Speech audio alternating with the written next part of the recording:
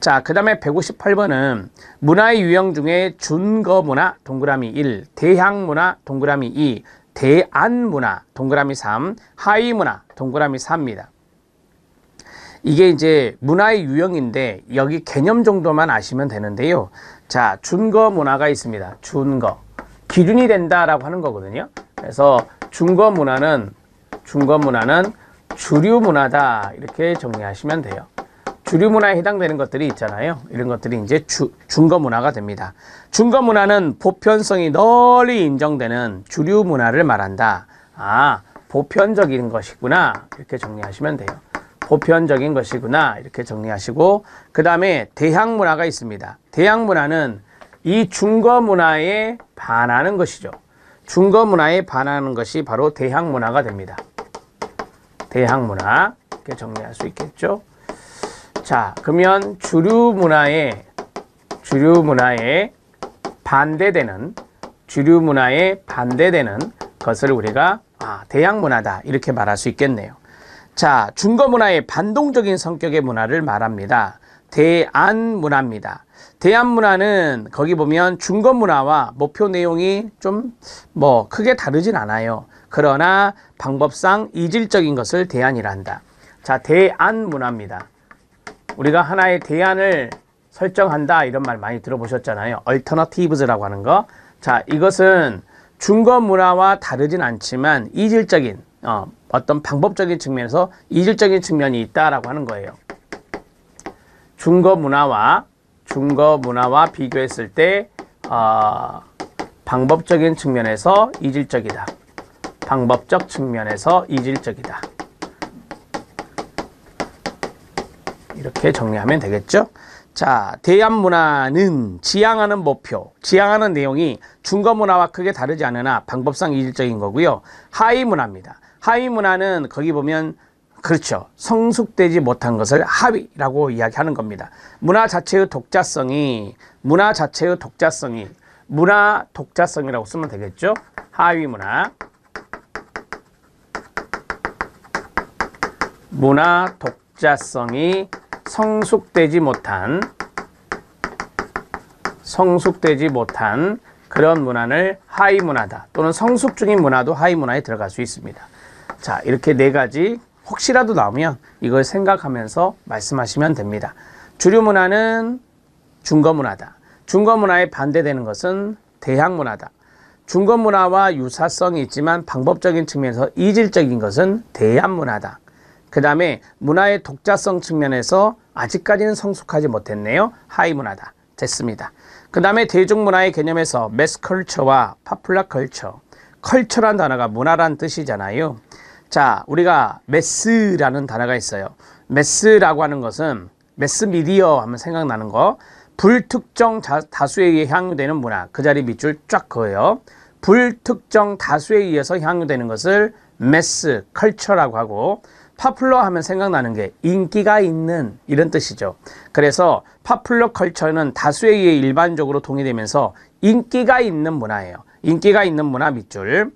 대중문화의 민족 성격에 대한 기대와 희망이 담겨져 있는 것이다. 이렇게 말할 수 있습니다. 개념만 아시면 돼요. 불특정 다수에 의해서 향유되는 것은 매스 컬처.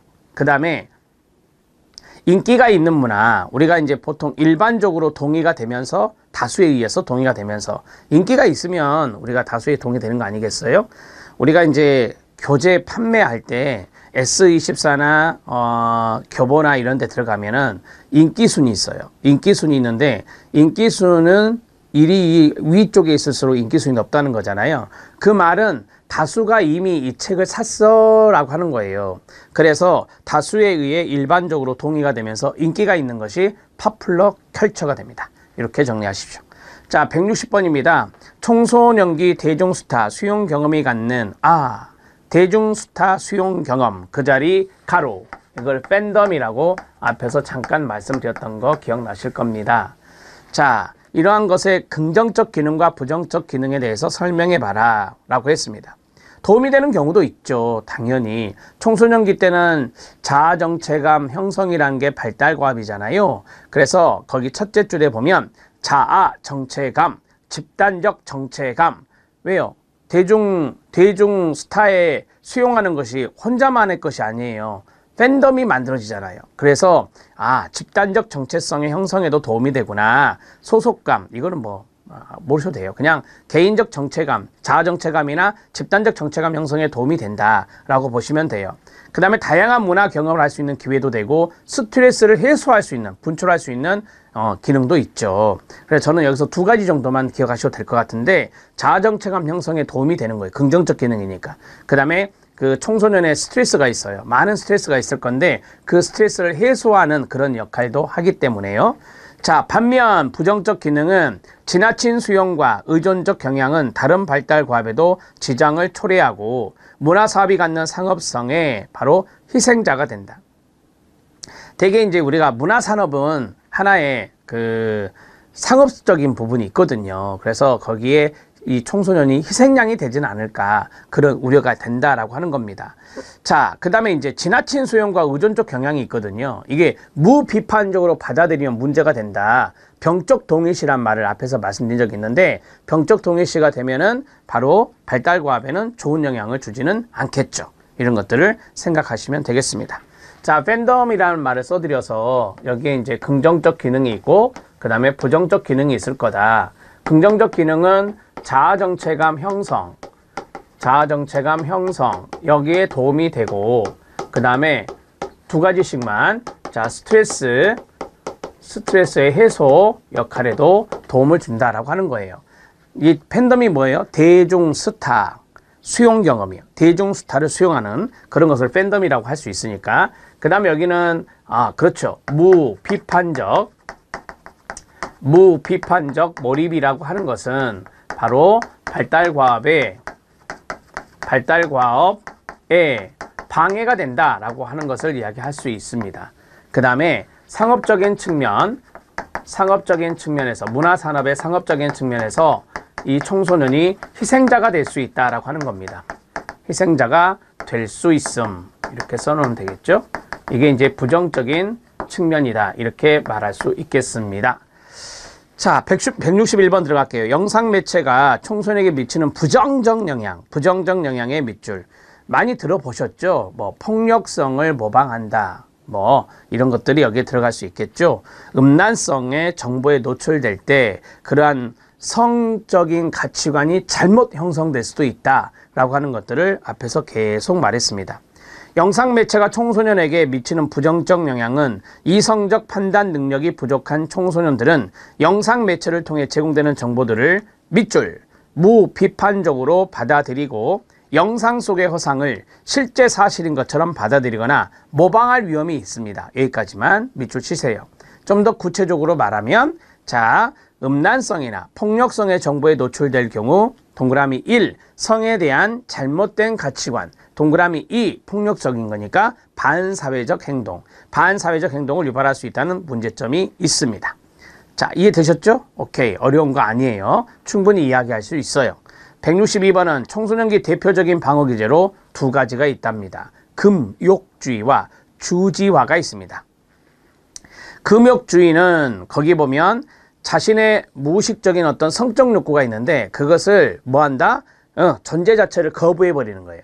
존재 자체를 거부하는 것을 금욕주의라고 말합니다. 성적 충동을 느끼거나 성에 대한 관심에 대해 지나치게 두려워하여 이와 관련된 활동 참여하는 것을 거부하는 겁니다. 그게 바로 금욕주의예요.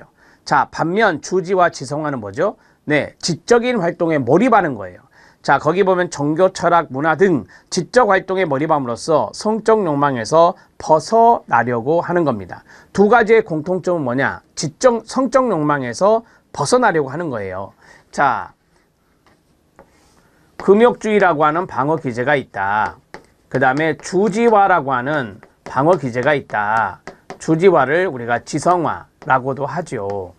자, 여기는 성적 욕구 자체를 부정하는 겁니다. 성적 욕구 존재 자체를 부정하는 겁니다. 이렇게 하는 것이에요.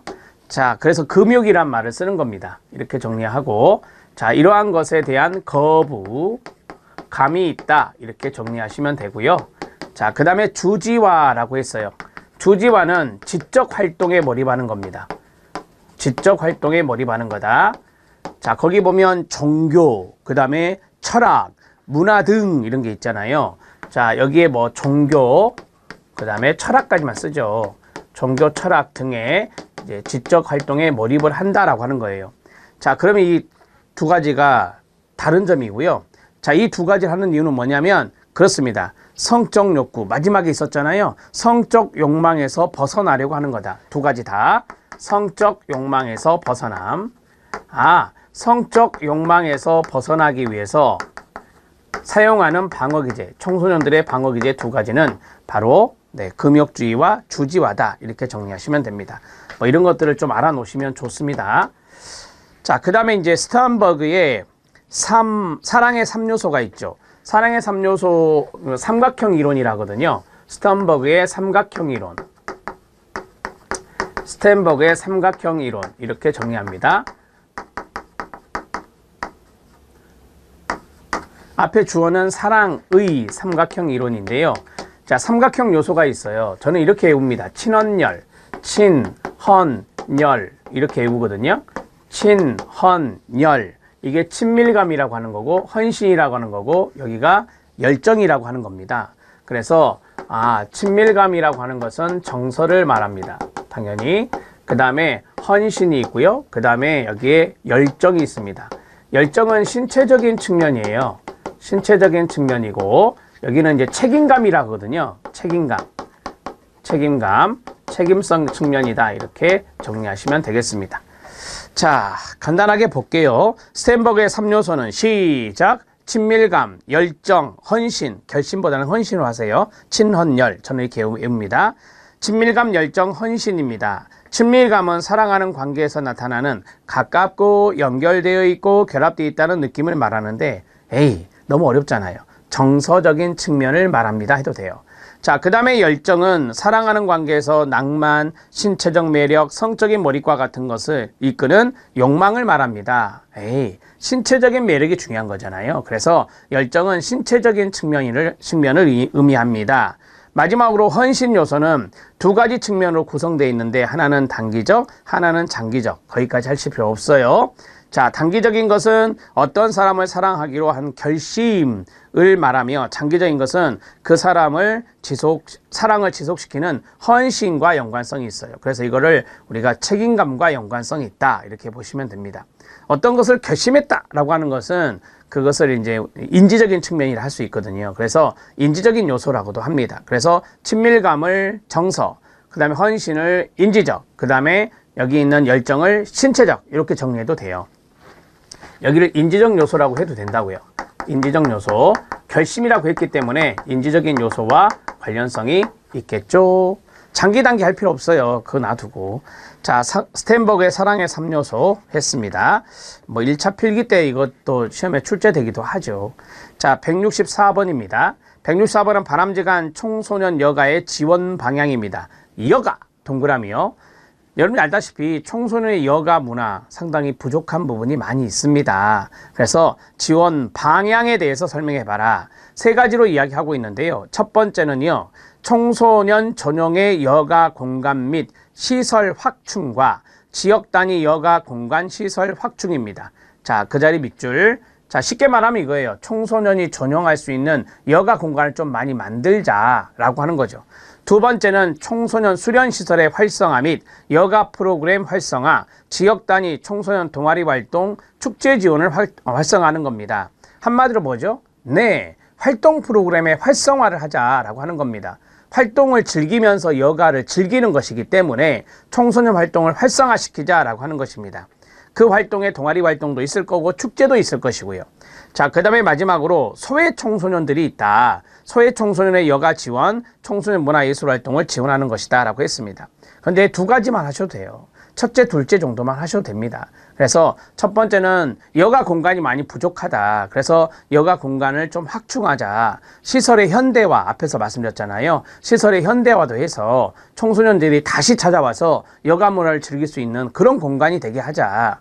그 다음에 두 번째로는 청소년 활동 프로그램을 좀 창의적이고 잘 만들어서 이 청소년 활동이 활성화될 수 있게 하자라고 하는 거예요. 동아리 했던 거, 수련 활동이라든지 교류 활동이라든지 문화 활동이라든지 다양한 활동에 대한 활성화 프로그램을 잘 만들자라고 하는 거잖아요. 그러면 이거 전문가들이 많이 붙어야죠.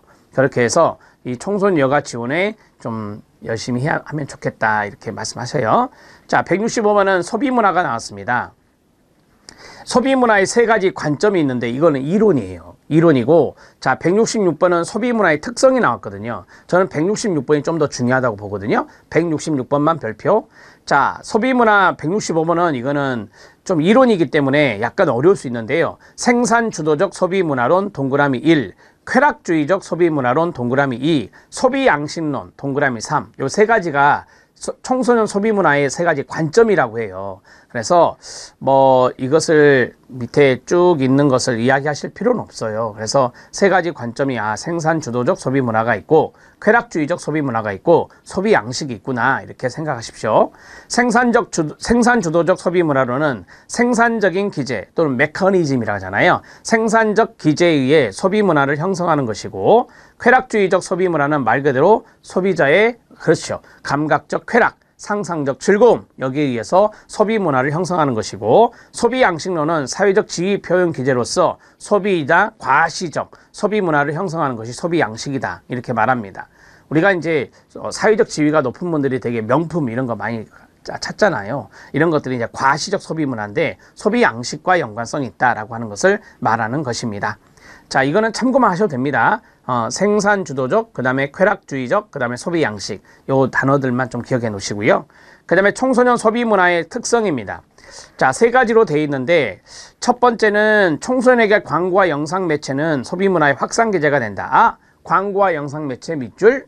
자, 그 다음에 두 번째는 즉흥적, 충동적, 그 자리 밑줄. 청소년은 즉흥적이고 충동적인 소비 경향에 의해서 신상이라고 하는 거죠. 신상품 소비가 이루어집니다.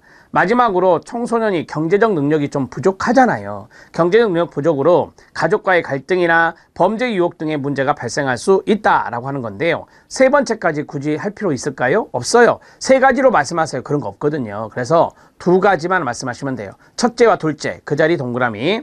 첫 번째는 소비 문화, 청소년의 소비 문화는 되게 친구들의 영향도 있고요. 광고나 영상 매체의 영향도 크다라고 하는 것을 말하는 거고요. 두 번째는 즉흥적인 소비, 충동적인 소비가 이루어진다라고 하는 것을 이야기하고 있습니다. 자, 되셨죠? 오케이. 166번은 굳이 정리하지 않겠습니다.